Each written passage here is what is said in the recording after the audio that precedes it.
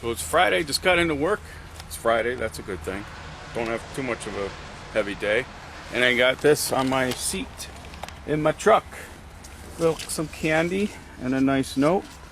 And it says from FedEx, when exiting out of the building, honking your horn lets everyone know you coming.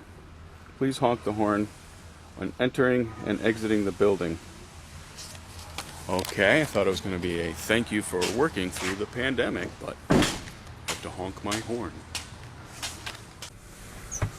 Okay, so I was instructed to beat my horn leaving the terminal. Okay, so here we go.